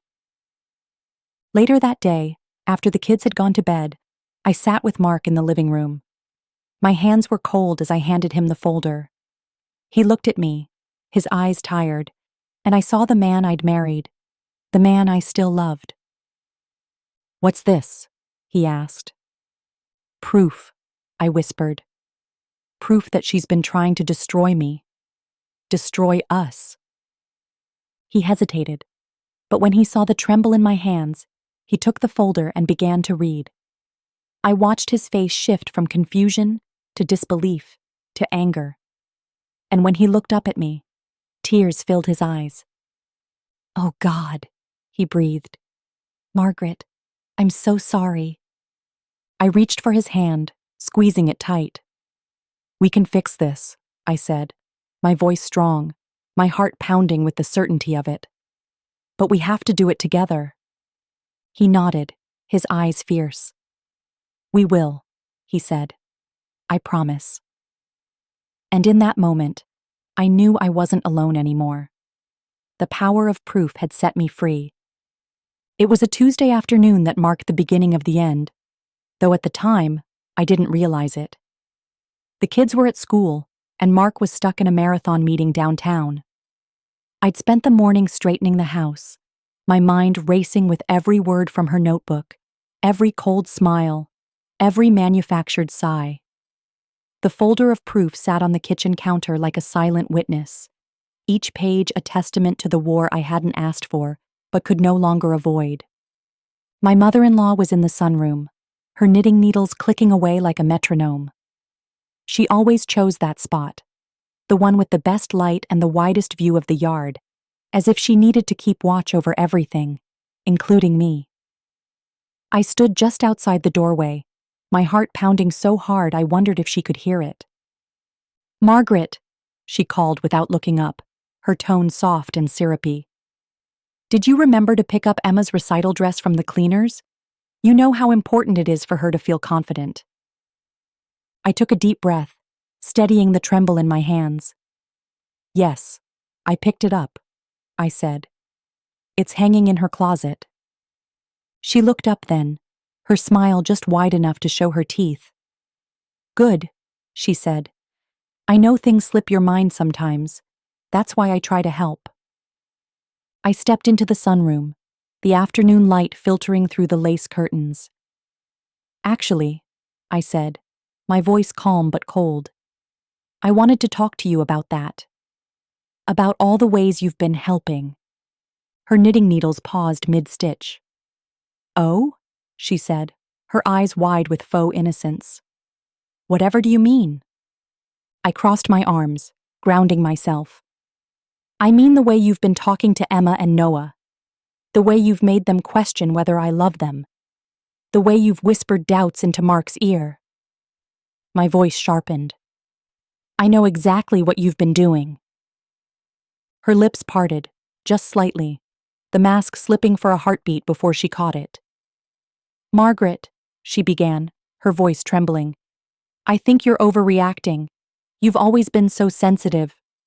"Stop," I said, my voice low and steady, a tone I didn't recognize but had longed for. "Don't you dare call me sensitive. Not this time. I've been patient. I've given you the benefit of the doubt. I've watched you smile at my children while planting seeds of doubt in their hearts. But I won't let you do it anymore." Her hands tightened on the knitting needles, her knuckles white. "I don't know what you're talking about," she said, but her eyes darted to the folder on the table, the proof that she hadn't known existed until now. I reached for it and flipped it open, pulling out one of the pages. "Do you recognize this?" I asked, my voice trembling with controlled rage. "Your handwriting, your words, telling Emma that I'm too busy for her, telling Noah that I can't be trusted with his feelings, telling Mark that I'm unstable." I let the words hang in the air, heavy and damning. Her eyes narrowed then, her lips thinning into a hard line. "You went through my things," she spat. "That's a violation of my privacy." I laughed, a sound that surprised even me, sharp and humorless. "Privacy?" You've been invading my life, my marriage, my children's trust for months. Don't you dare lecture me about privacy." She stood then, her movements jerky and abrupt. "You're making a mistake," she hissed, her voice low and dangerous. "You're turning this family against me. You're trying to drive a wedge between a mother and her son." I stepped closer, my voice quiet but lethal. "Number, I'm taking back what's mine. My children, my marriage, my home. I'm done letting you control this family with your manipulations." My hands trembled, but I refused to let her see it.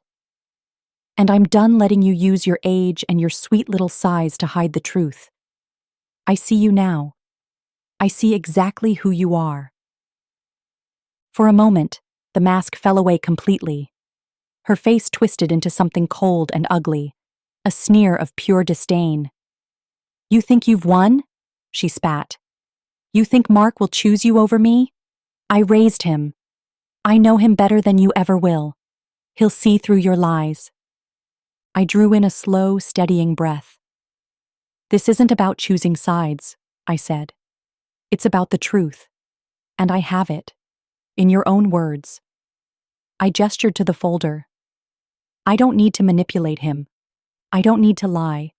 I just need to show him the facts. And once he sees them, really sees them, he'll understand who's been lying all along." She stared at me then, her eyes hard and glittering, her knitting needles clutched in her fists like weapons. "You're weak," she said finally, her voice trembling. "You always have been. That's why you'll lose."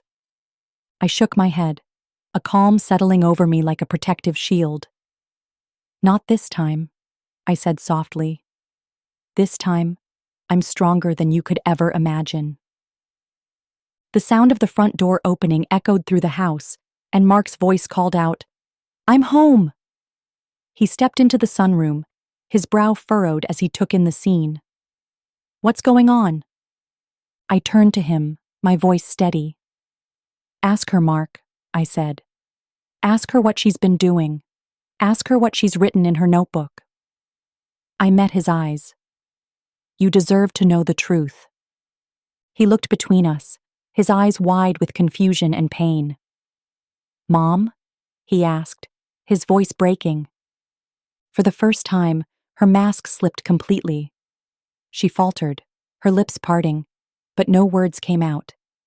And in that silence, the house felt different, lighter, like a storm had passed. I held my breath, waiting, praying that he'd see it too, that he'd see the truth I'd fought so hard to prove. Mark's eyes found mine, and for the first time in months, I saw the man I'd married, the man who'd promised to stand by me. "Mom," he said quietly, his voice hardening, "I need to see that notebook." She didn't move. For a heartbeat, I saw the fear flicker in her eyes, and then she thrust the notebook toward him with trembling hands. He took it, his eyes scanning the pages, and I saw his expression change, confusion giving way to horror, then anger. When he looked up at me, his eyes were filled with something that felt like hope. And in that moment, I knew I'd turned the tables. The truth was out, the mask had slipped, and she'd finally been forced to show her true face. And I would never let her hide it again. After Mark read the words written in her neat looping script, after the lies and the manipulations lay exposed on the pages of her notebook, I watched his face for a sign. A flicker of recognition. A crack in the dam of denial. Something, anything, that told me he finally saw the truth. We sat in the living room, the late afternoon sun filtering through the blinds, dust motes dancing like tiny betrayers in the golden light. The notebook rested on the coffee table between us, a loaded weapon neither of us had wanted but both of us needed. Mark's hands trembled as he turned the pages, his brow furrowed in concentration. He read each line, each carefully crafted phrase, my supposed emotional instability, my neglect of our children, the suggestion that he step in before things got worse. Each word written by his mother's hand, yet designed to sound like an objective truth. When he looked up at me, his eyes were shadowed with something I couldn't name. He opened his mouth, closed it, then shook his head as if to clear it. "Margaret," he finally said, his voice hoarse. I don't know what to say." "Say you believe me," I whispered, my own voice raw from holding back tears. "Say you see what she's done." He closed his eyes, pressing his thumb and forefinger to the bridge of his nose. "I see it," he said, his voice a near whisper. "God help me, I see it." Relief flooded through me so quickly it felt like my lungs might collapse. But it was short-lived. "Then you have to make a choice," I said, my voice trembling despite my resolve. "You can't have it both ways, Mark. You can't stand in the middle anymore." He looked at me, his blue eyes so like Emma's, clouded with pain. "She's my mother," he said, the words heavy with decades of loyalty and guilt. "And I'm your wife," I countered, my own words sharp and cold. "I'm the mother of your children, the woman you promised to love and protect. I need to know where you stand." He dropped his gaze to the notebook, his fingers tracing the edge of the cover. "You don't understand," he said, his voice cracking. "She raised me. She was there when I fell off my bike, when I was sick, when Dad died. She's always been there. And now she's here," I said, the bitterness seeping through despite my best efforts. "Here, tearing our family apart, turning our children against me, turning you against me." He flinched as if I'd struck him. "That's not what I wanted," he said, his voice breaking. I stood then, unable to sit still any longer. The weight of the past months pressed down on me, every whispered doubt, every tear Emma had shed, every time Noah had looked at me with wary eyes. "But it's what's happened," I said. "You have to choose, Mark, family or foe, because she can't be both. Not anymore." Silence settled between us, thick and heavy. He looked up at me, and I saw the boy he'd once been, torn between the mother who'd taught him everything and the wife who'd shared his life for the last decade.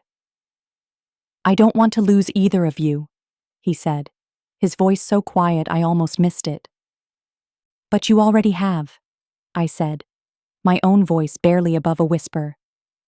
"You lost me the day you let her plant doubts in your mind, the day you stood by and watched while she unraveled everything we built together." His eyes filled with tears, and he swiped them away with the back of his hand. "I didn't know," he whispered. "I thought she was helping." I felt a pang of sympathy then, brief but sharp. He'd been as much her victim as I had. But sympathy wasn't enough. Not anymore. "You have to make this right," I said, my voice steady now. "For Emma, for Noah, for us." He nodded slowly, his gaze dropping to the floor. "What do you want me to do?" The question hung in the air like a challenge, and I realized he was asking me to take the lead, to do what he couldn't. "I want you to set boundaries," I said. "Real ones. She doesn't get to see the kids unless I'm there. She doesn't get to talk to them alone. And she sure as hell doesn't get to live under the same roof as us." His face paled, but he didn't argue. "And if she refuses?" he asked. "Then she's made her choice," I said, the steel in my voice surprising even me. "And you have to stand by mine." He nodded again, his shoulders slumping as if a great weight had settled on them. "I can do that," he said, though his voice trembled. "I have to." The front door opened then, and I heard her voice, bright and false as always. "Mark? Margaret? I picked up Emma's new shoes." Mark's eyes met mine, and for the first time in months, I saw determination in them. He stood, his back straight, and turned to face her. "Mom," he said, his voice strong, "we need to talk." She paused in the doorway, her smile faltering as she looked from me to him. "Of course, dear," she said, her tone sugary sweet. "What's wrong?" Mark held the notebook up like a shield. "This," he said, "this is wrong." Her eyes widened, but she didn't speak. He took a deep breath. "You've been undermining Margaret, undermining me. You've hurt our kids, and I can't let that continue." She opened her mouth, but he cut her off. "No more excuses," he said. "You're my mother. I'll always love you. But this has to stop." Tears filled her eyes, and for a moment, I almost believed they were real. "Mark, I was only trying to help." He shook his head. "Not like this," he said. "Family is supposed to build each other up, not tear each other down." She looked at me then, her eyes cold. "And you," she hissed, her mask slipping. "You did this. You turned him against me." I stood my ground. "No," I said, my voice firm. "You did that all on your own." And as Mark turned back to me, his eyes full of regret and resolve, I knew that whatever came next, we would face it together. Because in that moment, he'd chosen. And it was no longer a question of family or foe. It was a question of loyalty. And he'd finally chosen me. It took days, weeks even, for the house to start feeling like a home again. The air, once thick with tension, felt lighter now that the truth had come out. But the shadows she'd left behind lingered in every corner, in the hesitant smiles of my children, in the quiet moments at the dinner table, in the way Mark sometimes caught himself, as if expecting another ambush. But slowly, like the first shoots of spring after a bitter winter, healing began to take root. The day after Mark confronted her, she packed her bags. I watched from the kitchen window as she loaded her suitcases into the back of her car, her face tight with anger and something like defeat. She didn't say goodbye to me. She didn't even glance in my direction. And in that final act of silent condemnation, she showed me the depth of her pride and the limits of her love. For Mark, it was harder. I saw it in the way he hovered by the door, torn between loyalty and love, between the mother who'd raised him and the wife he'd chosen. I saw it in the way his hand trembled as he turned the key in the lock after she'd driven away, as if by doing so, he'd sealed her fate, and his own. That night, as we lay in bed, the darkness felt different. Not heavy, but uncertain, like a house waiting to find its new foundation. Mark turned to me, his eyes full of regret. "I should have seen it sooner," he whispered, his voice raw. "I let her get inside my head, and the kids' heads. I let her hurt you." I reached for his hand, squeezing it gently. "You saw it when it mattered," I said. "That's what counts." He closed his eyes, a tear sliding down his cheek. "I don't know how to fix this," he said, his voice breaking. "How to fix us." I leaned in, pressing my forehead to his. "We start small," I whispered. "We start with us, then the kids. We build it back, one piece at a time." And that's exactly what we did. The next morning, I made pancakes, real ones, with blueberries and powdered sugar, the way Emma liked them. Noah shuffled into the kitchen, his hair sticking up like a startled chick, and eyed the table warily. "Grandma used to make us pancakes," he said softly, his eyes downcast. My heart clenched, but I forced a smile. "I know, sweetheart," I said. "But today, it's just us. And I think we can make them just as good, maybe even better." He looked at me, uncertainty in his eyes. But then Emma came bounding in, her eyes lighting up at the sight of her favorite breakfast. "Mommy, can I help?" she asked, her voice bright and hopeful. I nodded, tears prickling my eyes. "Of course, honey," I said, handing her the bowl of batter. She grinned and stirred it with exaggerated care, spilling flour on the counter. Noah edged closer, curiosity getting the best of him. "Can I put the blueberries in?" he asked. "Absolutely," I said, my heart swelling. "Just make sure you don't eat them all first." He giggled, and the sound felt like a blessing. For the first time in months, the kitchen felt like ours again, a place of laughter and love instead of whispered doubts and suspicious glances.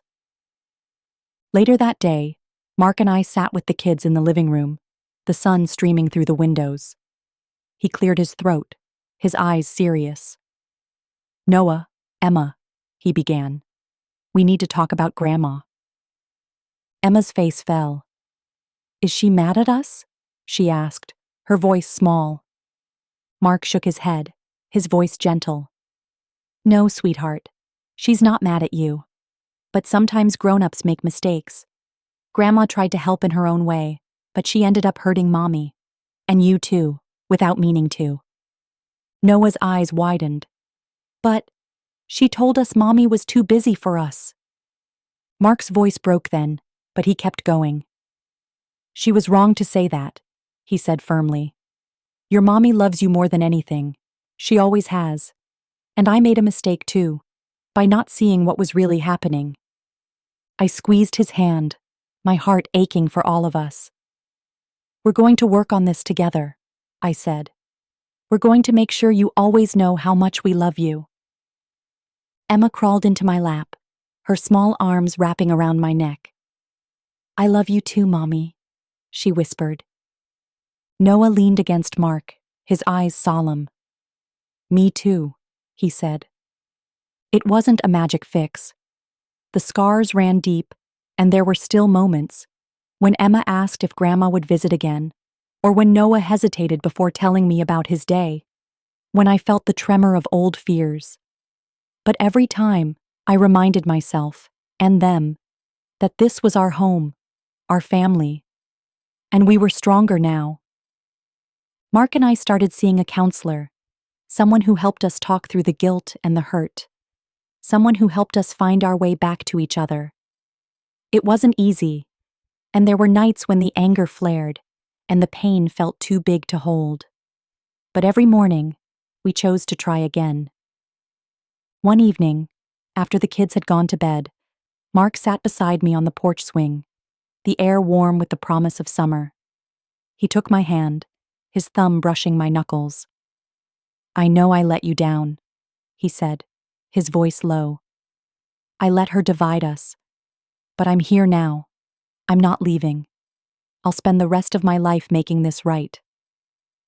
I rested my head on his shoulder, letting the quiet settle around us. "You're here," I whispered. "That's enough."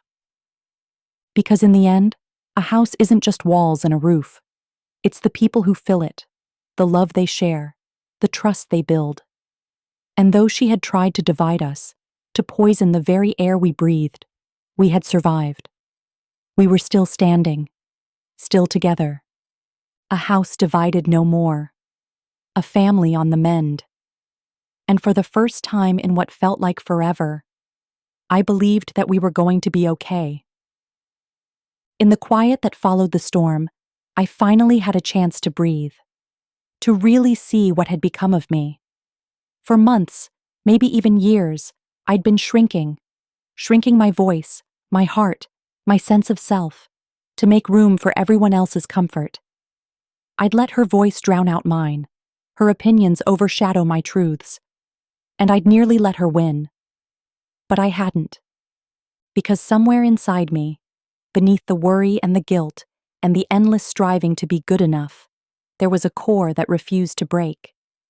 I hadn't realized how strong it was until I'd faced her down, notebook in hand, and forced her mask to fall.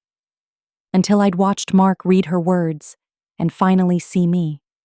Not the twisted version she'd painted, but the woman he'd promised to love and protect. That day, as I stood in the kitchen with the proof laid out in front of him, I felt like a warrior. Tired, yes, but unbowed. I had fought for my family, for my children, for myself, and I'd won. The weeks that followed were a slow rebuilding. Like laying bricks one by one to mend a crumbling wall, I had to reconstruct the trust she'd so expertly dismantled. Every time Noah asked if Grandma would be visiting for dinner, my heart squeezed. Every time Emma mentioned how Grandma never forgot to pack the good snacks, I had to bite my tongue. But each time, I reminded myself, and them, that love isn't measured by the perfect lunchbox or the right words. It's measured by presence, by showing up, by fighting for the ones you love, even when it would be easier to let go. One Saturday morning, Emma and I baked muffins. Real ones. The messy kind that ended with flour on the floor and blueberries on our cheeks. She watched me carefully, as if looking for proof that I really wanted to be there. "Mommy," she asked, her voice small, "do you like being with me more than your projects?" I set down the spoon and cupped her face in my hands. "Emma, I love being with you more than anything. More than work, more than projects, more than anything else. Okay?" She smiled then, a smile so pure it made me want to cry. "Okay, Mommy." Noah took longer. He'd always been more sensitive, more cautious. One night, as I tucked him into bed, he looked at me with big, searching eyes. "Mommy," he whispered, "do you promise you won't leave like Grandma?" The question hit me like a punch in the chest. "Oh, honey," I breathed, pressing my forehead to his. "I will never leave you. Never. I'm your mom. I'm here for you. Always." He sighed then, his small body relaxing into the blankets. "Okay," he murmured. And in that moment, I felt something shift. A small, stubborn root of trust growing back where she had tried to dig it out. Mark and I, too, had to learn each other again. The man who had once felt like a stranger across the dinner table slowly became my partner again.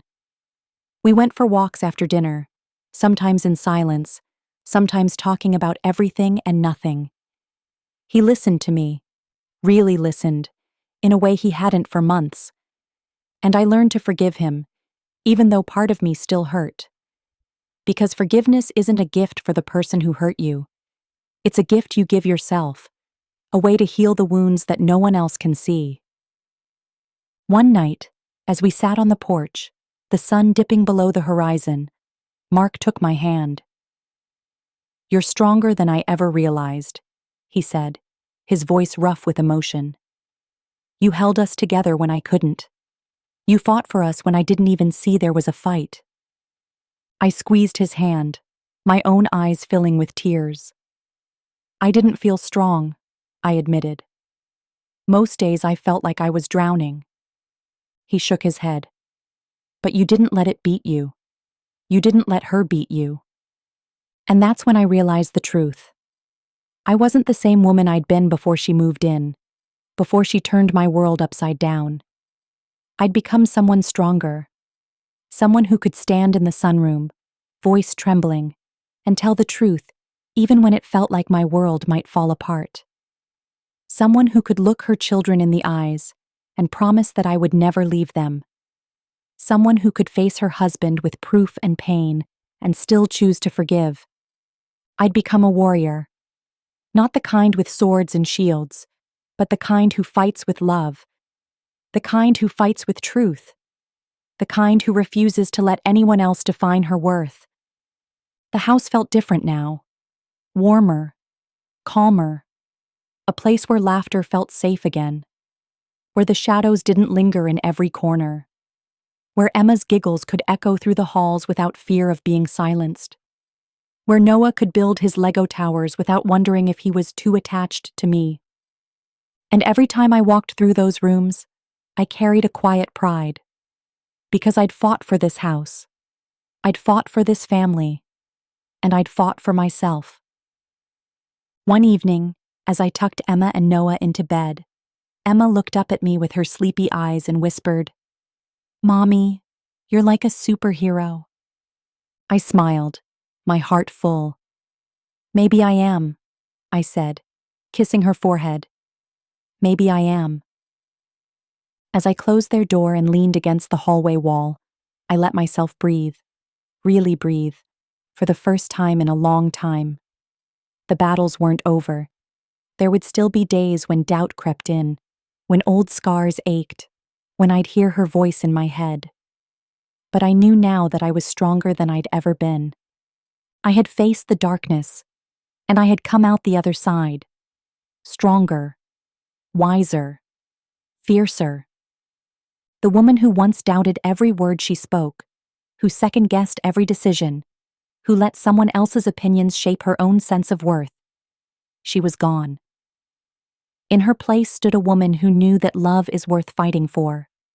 A woman who knew that sometimes the hardest battles are the ones you fight within the walls of your own home. A woman who refused to lose. And as I turned out the lights and walked down the hall, I whispered a silent promise to myself. I am strong. I am enough. And no one will ever take that from me again. Thank you for joining me on this journey, from the first whispered doubts to the final stand in my own home. It hasn't been easy to relive these moments, to peel back the layers of pain and doubt and lay them bare. But it's a story that needed to be told, a reminder that sometimes the greatest battles we fight are the ones closest to home. If this story resonated with you, if you've ever felt like you were standing alone in the face of manipulation, if you've ever had to rebuild your life one brick at a time, know this: you are not alone. You are stronger than you think. And if you want to stay with me on this journey, if you're curious to see what comes next, or if you just need a voice that understands, make sure to subscribe. Because tomorrow, I have something special for you. A story that proves no matter how dark the night, there's always a sunrise waiting just beyond the horizon. Don't forget to turn on your notifications so you don't miss a single chapter of this ongoing story of strength, survival, and triumph. Because this isn't just my story, it's our story, and together we'll write the ending we deserve.